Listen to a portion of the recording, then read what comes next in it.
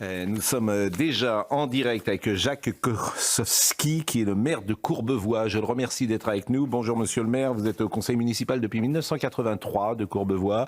Vous êtes maire depuis 1995, vous avez été 4 fois réélu et vous êtes maire des Républicains. Et vous allez pouvoir évoquer ce drame absolu qui est arrivé dans votre ville, une fillette violée. Une jeune fille de confession juive aurait été violée par 3 adolescents de 12, 13 et 14 ans ce week-end à Courbevoie. Je vous propose de voir le sujet de Thibaut Marcheteau. Sandra Buisson nous donnera évidemment des informations et vous allez pouvoir nous donner votre réaction. C'est dans ce square samedi dernier que l'agression de l'adolescente de 12 ans aurait commencé. Alors qu'elle rentrait chez ses parents, elle croise 2 jeunes, dont un qu'elle reconnaît, qui l'oblige à les suivre dans un local désaffecté. Selon son récit, un 3e garçon les rejoint. Ils sont tous âgés de 12 à 13 ans. Après avoir fait référence à sa religion juive en l'insultant et la frappant, 2 des adolescents la violent. Le 3e filme la scène. Pour ne pas qu'elle dénonce ces faits à la police, l'un des jeunes la menace de mort et lui demande de lui rapporter 200 € dès le lendemain. Une information judiciaire a été ouverte pour viol aggravé et agression sexuelle aggravée par le fait qu'ils ont été commis sur une mineure et en réunion. Les qualifications de tentative d'extorsion, d'atteinte à l'intimité privée et de menaces de mort sont également retenues, ainsi que des violences et injures, ces 2 dernières infractions étant commises à raison de la religion de la victime. Donc c'est évidemment des actes qui auraient été proférés, ou en tout cas qui auraient été faits à cause de la religion juive de cette jeune fillette qui a été violée. Sandra Buisson, est-ce que vous pouvez nous apporter quelques informations? Oui, alors on va préciser donc sur les 3 mineurs, donc un est âgé de 12 ans, 2 d'entre eux qui ont 13 ans ont été placés en détention provisoire, donc ils sont en prison le temps de la poursuite des investigations et le 3e fait l'objet d'une mesure éducative judiciaire. Jacques Kosowski, je le répète, est le maire de Courbevoie. Bonjour monsieur le maire. Je voulais entendre votre réaction ce matin, même si j'imagine, comme nous, vous manquez peut-être d'informations à ce stade de l'enquête.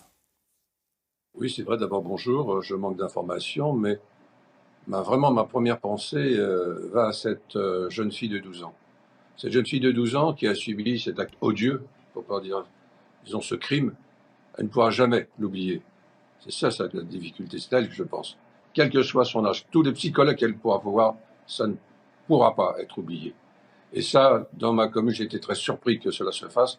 On n'est pas, bien entendu, à l'abri de tout, mais vraiment, je ne comprends pas. Je ne comprends pas que des jeunes de 13, 14 ans puissent faire des actes comme cela.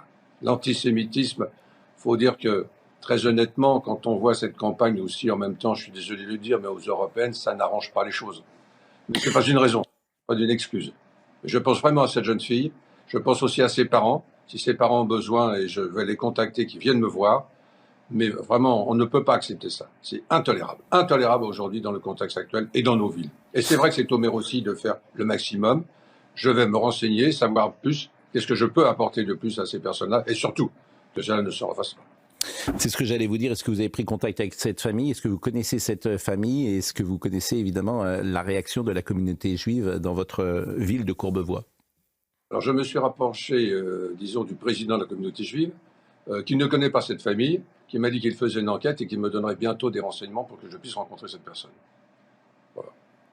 Et dans votre ville, évidemment, l'émoi est grand, j'imagine. Vous avez, quand je vous ai appelé ce matin, j'ai senti une émotion très forte. Je rappelle que vous êtes dans le conseil municipal depuis 1983. Vous avez du recul. Ça fait 40 ans que vous voyez cette société française changer, parfois se fracturer, disons-le. Et je comprends dans les mots que vous dites, vous ne comprenez pas, dites-vous, des enfants de 12 ans, 13 ans, ce qui devient non pas la règle, mais ce qui devient des cas réguliers, quoi, des affaires régulières aujourd'hui de ces jeunes adolescents perdus, sans doute, qui font des choses qu'il y a 40 ans, aucun adolescent ne faisait, monsieur le maire.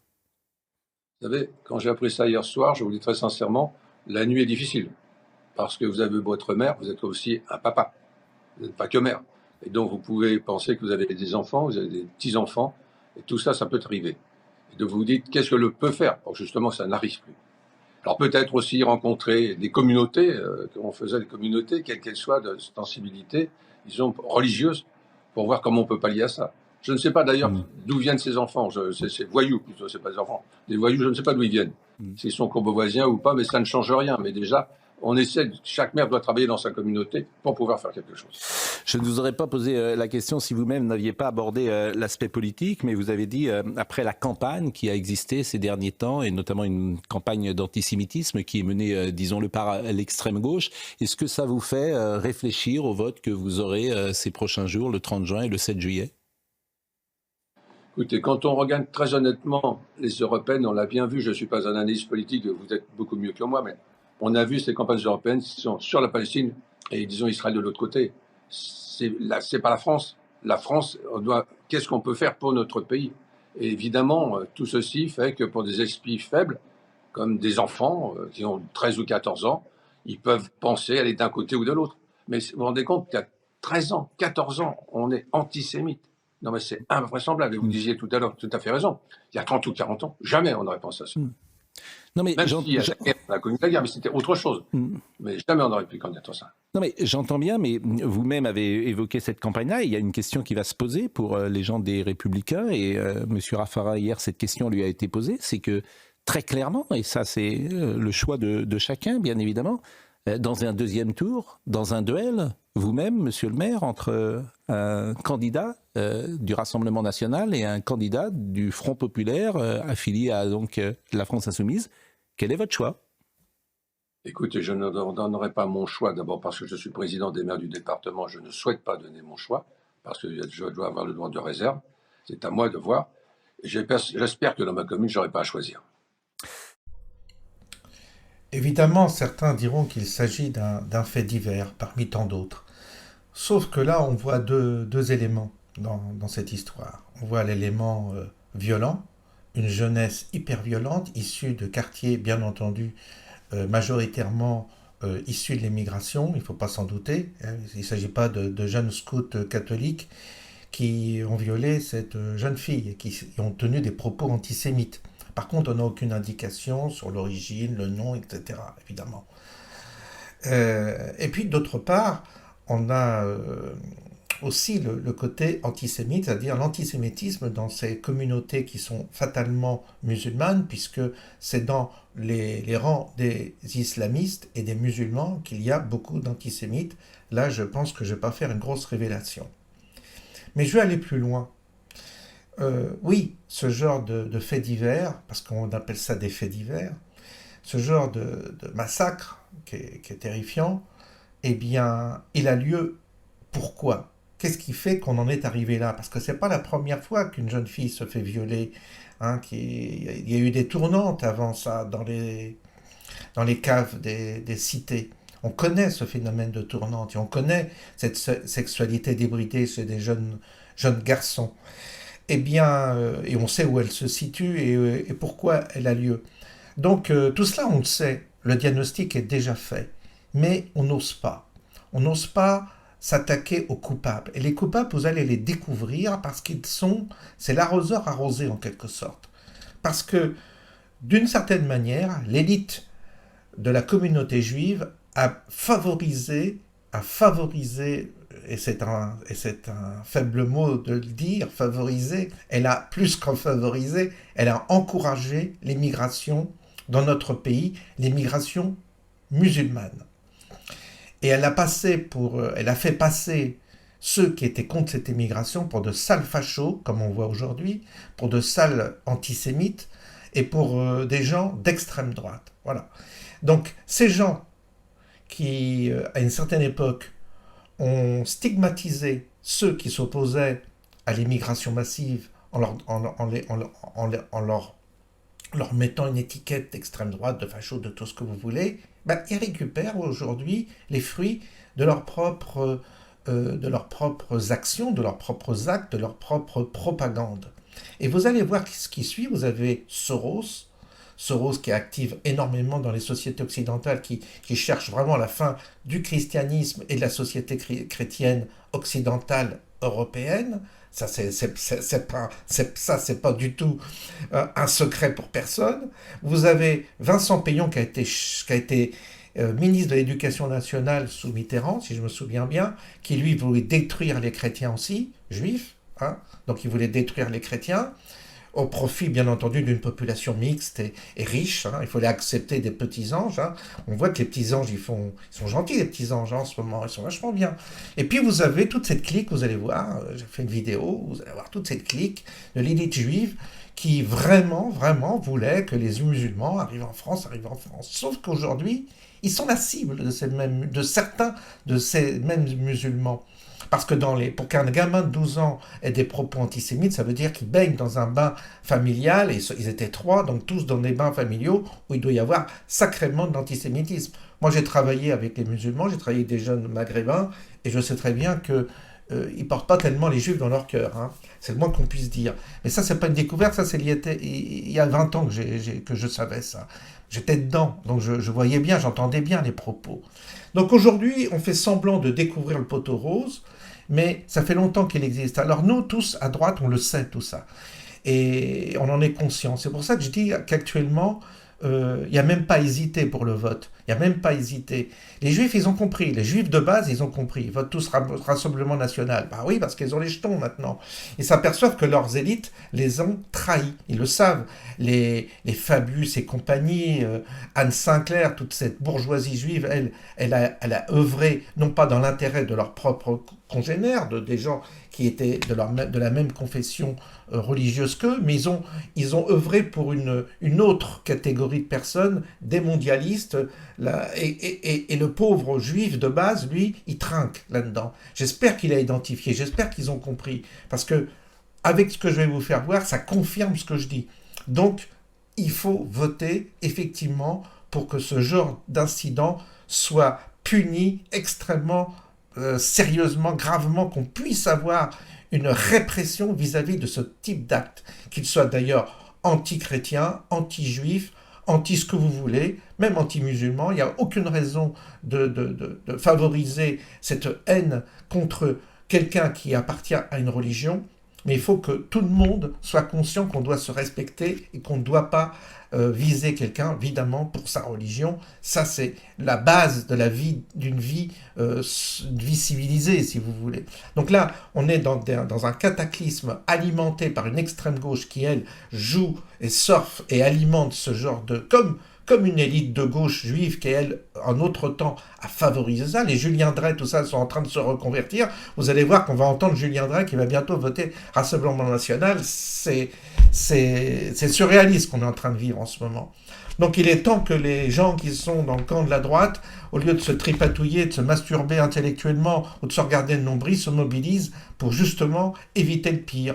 Je dis éviter le pire. Voilà. Oui, vous savez, on parle de l'ironie de l'histoire, et c'est toujours intéressant de revisiter certains leaders de la communauté juive, puisqu'il s'agit bien d'un juif qui se revendique comme tel, et qui va même jusqu'à dire que l'ostracisme qu'on aurait vis-à-vis des musulmans, c'est exactement ce que les juifs auraient subi avec l'étoile jaune sous le régime nazi, sous l'occupation nazie. Il n'hésite pas à faire la comparaison. Alors, aujourd'hui, ce personnage arrogant, je me souviens d'une arrogance inouïe qui joue l'intello, qui se croit supérieur aux autres, enfin, qui a une attitude, mais vraiment qui inspire vraiment le dégoût. Aujourd'hui, moi j'aimerais l'entendre sur le massacre qu'il y a eu le 7 octobre dernier, lui demander si c'est les catholiques qui ont massacré les Israéliens. J'aimerais savoir si les actes antisémites, aujourd'hui en France, sont produits et sont faits, est-ce que ce sont les catholiques, les dangereux catholiques, qu'ils dénoncent comme tels, bien plus dangereux que les musulmans. Il faudrait que la communauté juive un jour fasse le ménage parmi ses rangs également, et qu'elle sache aussi faire son autocritique par rapport à beaucoup de personnalités juives qui ont contribué à détruire la religion catholique, à détruire l'identité française et à importer une religion extérieure, une culture extérieure qui aujourd'hui pose peut-être quelques soucis, je ne sais pas. En tous les cas, il faut un peu de cohérence aussi dans ce pays. Il faut que les gens fassent une introspection sur leurs propres leaders, ceux qui les ont représentés, ceux qui ont été en avant, qui ont été mis en avant, reprendre les arguments qu'ils utilisaient à l'époque, n'est-ce pas? Forme de chantage aussi qui pouvait s'exercer dans certains débats. Et au lieu de faire toujours, n'est-ce pas, le procès de l'antisémitisme de Le Pen, il faudrait aussi faire le procès aujourd'hui de l'antichristianisme de certaines personnes qui ont joué un rôle, qui ont été les apprentis sorciers d'une société explosive aujourd'hui. Et peut-être qu'ils ont fait en réalité plus de mal que Jean-Marie Le Pen, parce que si Jean-Marie Le Pen, nous l'avions écouté, d'une part, il n'y aurait pas eu les attentats islamiques en France, et il n'y aurait pas aujourd'hui cette situation explosive, ces actes antisémites produits par une certaine partie des islamistes qu'on a hébergés, qu'on a fait venir, avec la complicité de ces mêmes intellectuels de gauche, socialistes, collabos, qui aujourd'hui pérorent et sont encore sur les estrades à nous faire des conférences de laïcité. Si certains veulent utiliser la laïcité, ça a déjà été fait dans le passé, contre certaines catégories de population. C'était il y a 40 ans les juifs à qui on mettait des étoiles jaunes. C'est aujourd'hui un certain nombre de nos compatriotes musulmans qu'on amalgame d'ailleurs souvent avec les islamistes radicaux. C'est intolérable. Mais moi j'ai été ministre, vous l'avez rappelé, vous avez eu cette gentillesse, mais j'ai été confronté au problème de l'islam radical et politique, mais aussi lorsque j'ai voulu introduire, comme tous les grands pays occidentaux, parce que nous sommes un pays où il n'y a pas de femmes ingénieures, pas de femmes scientifiques, une lutte contre les stéréotypes de genre. Là, on est sur les contenus de savoir pour faire des mathématiques. C'est pas l'islam, j'en avais un peu radical que j'avais en face de moi. C'est aussi des catholiques exacerbés français d'une violence sans limite et qui ont fait reculer le gouvernement. C'est aussi des catholiques exacerbés français d'une violence sans limite et qui ont fait reculer le gouvernement. On ne pourra jamais construire un pays de liberté avec la religion catholique. Mais comme on ne peut pas non plus acclimater le protestantisme en France, comme on l'a fait dans d'autres démocraties, il faut inventer une religion républicaine.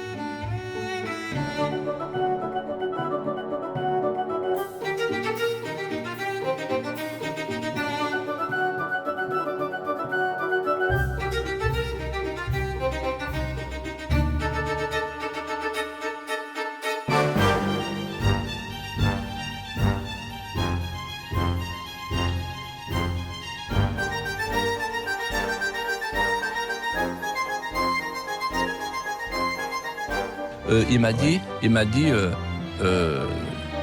Orban, il m'a dit, vous voulez vraiment parler de Soros dans votre livre?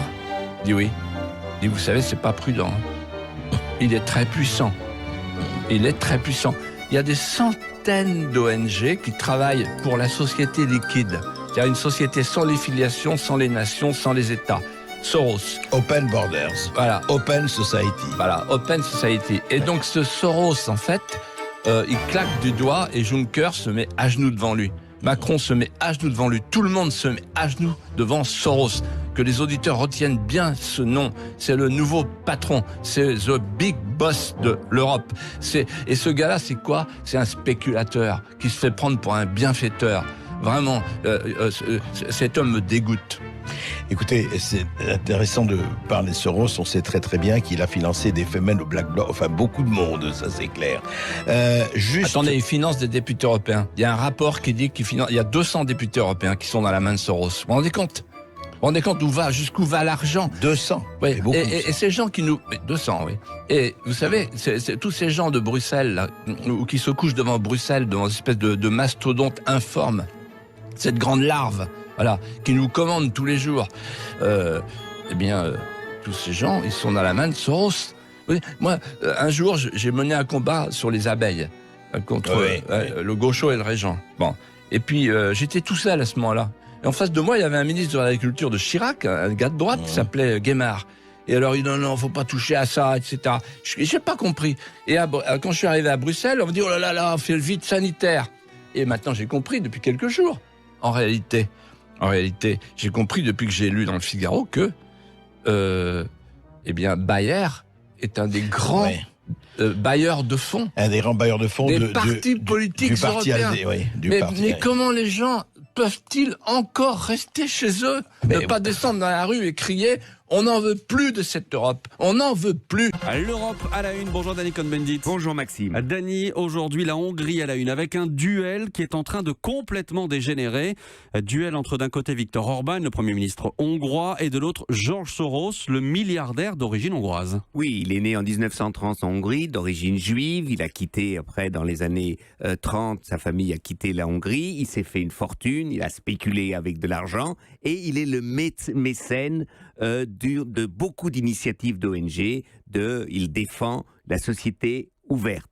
Viktor Orban défend la société illibérale. Et maintenant, il y a une campagne d'affiches avec lettres à tous les citoyens et citoyennes hongroises de dire eh bien, que pensez-vous de Soros? Il veut inonder l'Europe et la Hongrie de millions de musulmans, de millions d'émigrés, et vous pouvez dire c'est une ordure, etc.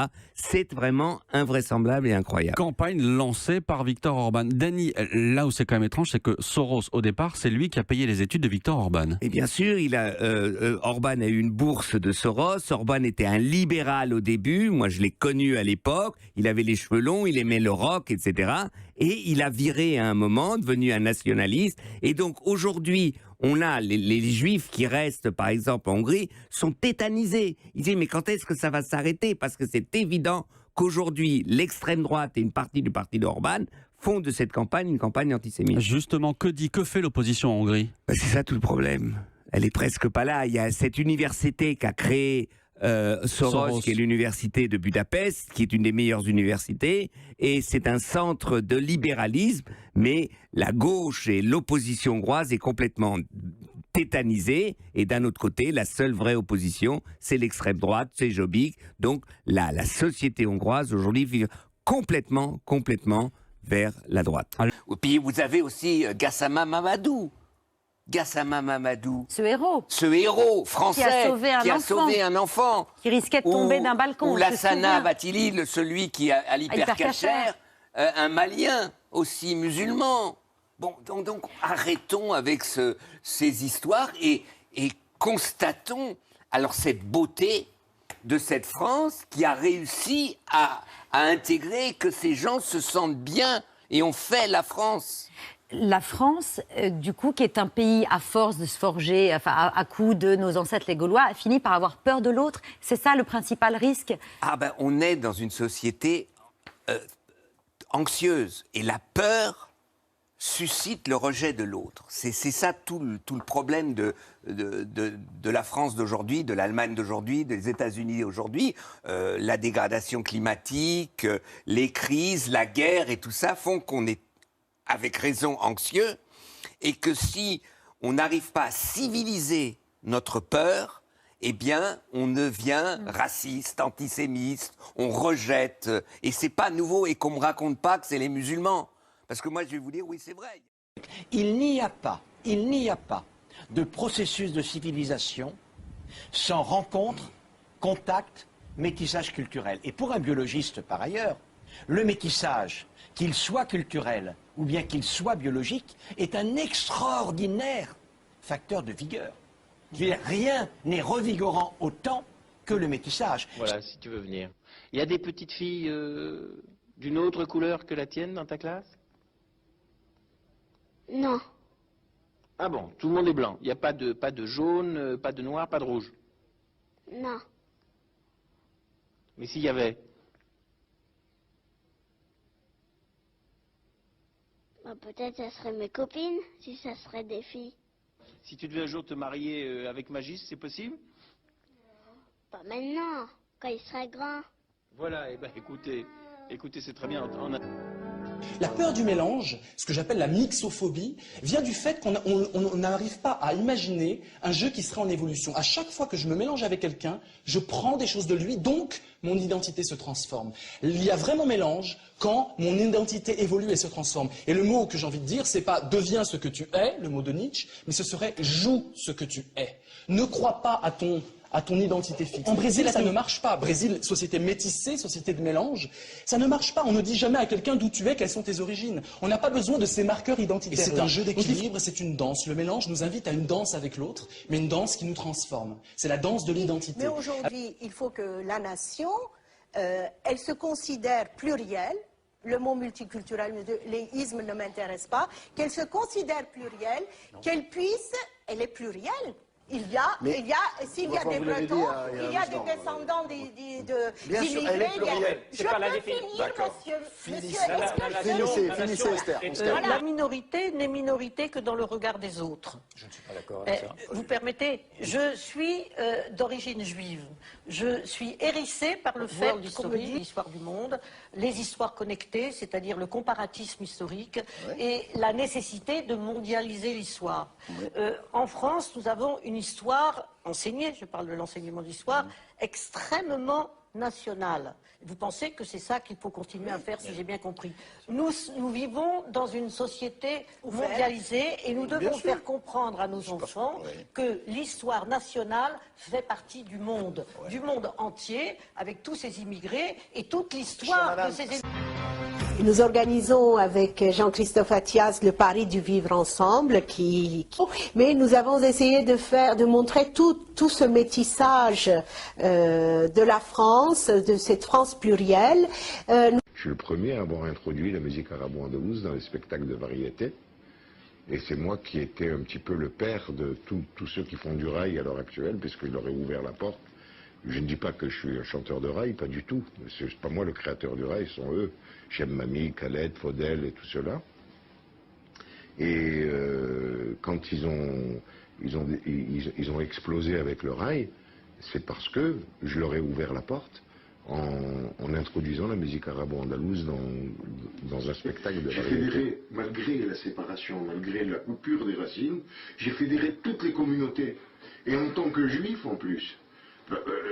L'immigration, de toute façon, est effectivement tellement importante. On a des immigrés de deuxième, de troisième génération. Bon, ça y est, la France, elle est en train de se métisser, on va vivre avec. Et si on n'y arrive pas, la France va disparaître. Le problème n'est plus là. Emmanuel connaît le sujet beaucoup mieux que moi, mais la France est un pays qui est fait d'immigrés. Nous sommes tous des immigrés. D'ailleurs, le mot France est un mot qui vient d'Allemagne. Nous sommes tous, par nature, des étrangers. La France, ça n'existe pas autrement comme un mélange permanent. C'est là que je voulais ajouter. Je crois qu'il est très important d'admettre, et en tout cas c'est moi ce que je défends beaucoup, mais ce n'est pas le sujet de ce livre, c'est qu'un pays c'est un hôtel. Ah bon ? Pour le même prix, je propose qu'on fasse cet exercice avec l'apprentissage de la langue arabe. Alors là, l'anglais et la langue arabe. Jean-François Copé, leader de la droite. Et alors, mais pourquoi la langue arabe? Pourquoi je dis ça? C'est parce que c'est avec ce type d'idée aussi qu'on aura une nation rassemblée, au lieu d'avoir une nation compartimentée. Et l'un de mes combats, c'est de réfléchir à l'identité française. Et de ce point de vue, d'avoir une nation rassemblée où on concilie diversité et unité. Mais cette société, cette nouvelle identité française, qui est le produit des apports de chacun, et c'est ce métissage, cette métamorphose continuelle, qui est aujourd'hui l'identité française, il faut l'assumer, c'est ça la République métissée. Et c'est intéressant, ça fait avancer le débat. Là, ce qu'il dit le fait reculer justement de 1500 ans, quoi. Oui, c'est plutôt terrifiant. C'est scandaleux. La vraie intégration, c'est quand des catholiques appelleront leur enfant Mohamed. Là, c'est plus intéressant. Mais ce qu'il dit est vraiment, c'est nul, quoi, pardon. La première chose qu'il faut faire, c'est que la lutte contre les discriminations doit devenir une cause nationale. Voilà. Elle doit devenir une grande cause nationale parce qu'il faut faire cette éducation du pays pour qu'il apprenne que désormais son avenir, c'est le métissage. À coup de trick ou qu'il pas apprenne, mais non pas à coup de trick. À coup de trick, à coup d'éducation. Moi, je suis contre toutes les expulsions. Toutes les expulsions. Je te suis, mon ami. Je suis pour les sans-papiers, qu'on les régularise tous. Moi, je suis ouvert à ça. Là aussi, je te suis. Il faut savoir la conséquence. Ah, là, je te suis. Moi, il faut assumer. Non, mais il faut assumer, là. Il faut assumer, ça veut dire plus de protection sociale. Mais j'en ai rien à foutre. Aucun problème. C'est normal, aucun problème. Et mon père, qui était serrurier, est pour la régularisation de sans-papiers. Ça n'a rien à voir avec l'argent, ça. Et c'est des conneries de penser comme ça. C'est des trucs de riches, je parle comme ça. Parce que toi, t'es inquiet pour plus tard, mais moi, je suis pas du tout inquiet, justement, parce que je me démerderai toujours, et avec des sans-papiers, je me démerderai aussi. Pour lancer le spectacle Rire Ensemble, un spectacle contre le racisme, qui sera retransmis la semaine prochaine en direct sur France 2. Où les plus grands humoristes français se réuniront le temps d'une soirée pour faire taire le racisme dans un grand éclat de rire.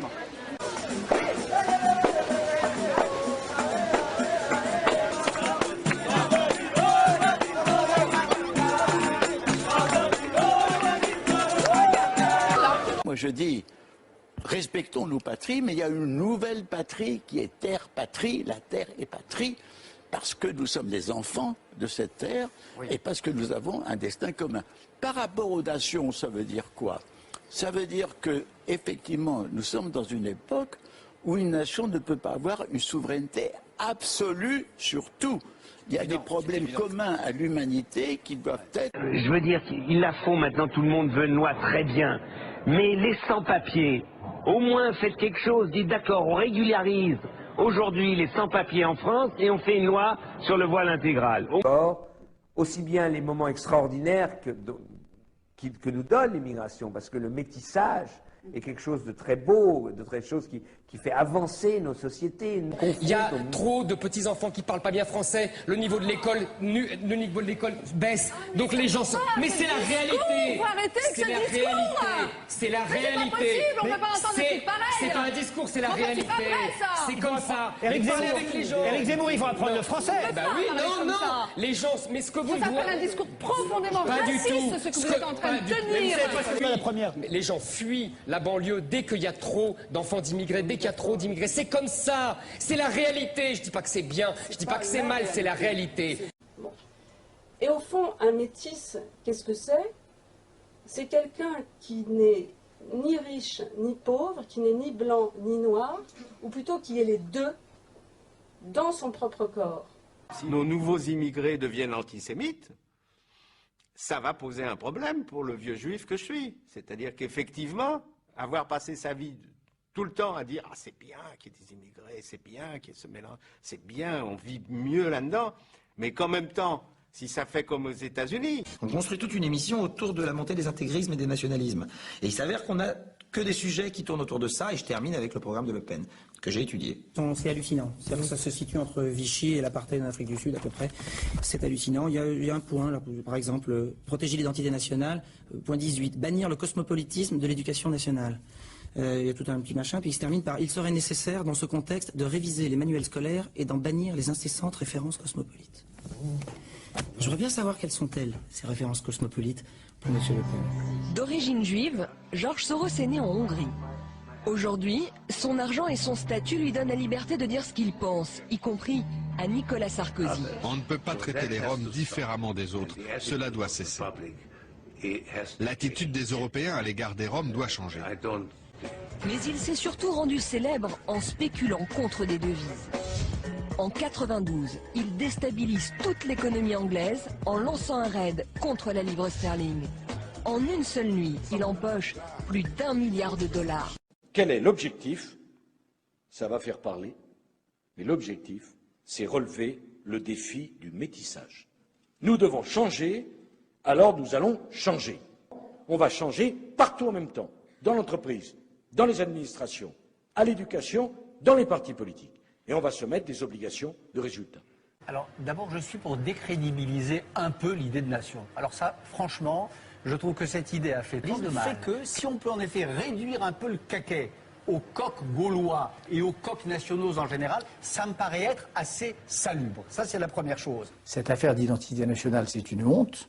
C'est une honte. C'est un débat foireux, c'est un débat honteux, c'est un débat qui tire la France vers le bas. Hélas, dans certaines agences de voyage, un accueil désagréable où le racisme sortait de tous les côtés. Donc, saisi de ces problèmes, j'ai pensé qu'il fallait tenter d'organiser les voyages des travailleurs migrants. Les en Suisse ont décidé hier d'interdire par référendum la construction de minarets sur leur territoire. Que pensez-vous de cette votation suisse, Bernard Kouchner? Je cherche un adjectif radiophoniquement correct. Allez-y, on peut tout entendre. Eh bien, écoutez, je suis un peu scandalisé par cette décision. Enfin, là, très précisément, c'est une expression d'intolérance. Et je déteste l'intolérance, mais je n'ai pas à qualifier cette votation. Simplement, c'est pas grand-chose quand même. Est-ce que c'est une offense dans un pays de montagne qui est une construction un peu plus élevée? Les résultats scolaires des immigrés sont un peu meilleurs que celui des pauvres blancs. Alors, si bien qu'il y a ceux des grands blancs qui sont riches, cultivés, qui ont la voie ouverte pour les grandes écoles et pour les réussites sociales. Et il y a la voie des pauvres blancs qui se sentent dépossédés de leur propre pays quand ils voient des gens qui viennent d'autres pays et qui réussissent mieux qu'eux. Et là, il y a une amertume et une grande violence parce qu'ils disent mais nous on est de ce pays et on réussit moins bien qu'eux. Et je pense qu'effectivement, en Angleterre, en France, je connais moins bien, mais je fais le pari, je fais l'hypothèse qu'un grand nombre de ces blancs, petits pauvres blancs humiliés, vont au Front National. Vous reconnaissez. Le discours que tient Marine Le Pen sur l'islam est exactement celui que le Front National historique connaît sur l'immigration, diabolisation, utilisation des peurs, mise à l'index et mise en dehors de la société française, d'une composante de la société, et utilisation du mensonge. Le dernier tenant de celle qui refusera que la loi du marché passe au-dessus de nos traditions, au-dessus de nos modes de vie et au-dessus de nos valeurs, eh bien je resterai celle-là. Claude Askolovitch. Est-ce que vous surépicez votre colère un peu comme quand on rajoute de la moutarde? Vous avez déjà goûté un hamburger halal? C'est un goût de hamburger. Ensuite, l'invité sans interdit de Robert Ménard qui reçoit ce soir le grand maître du Grand Orient de France, Guy Arcizé. Bonsoir messieurs. Et maintenant, on a, dans cette société-là, plusieurs identités, il faut les défendre. Et il faut surtout défendre celles qui ne sont pas les nôtres. Moi, j'ai des racines chrétiennes. Moi, je suis d'origine chrétienne, je le dis clairement. Mais ceci dit, j'avais aussi une mère juive. Il y avait une conception monarchique de la direction d'un journal, consultation, mais une fois la consultation terminée, il fallait une décision. Et c'est vrai que j'imprimais ma marque un peu partout. C'est moi qui faisais la synthèse.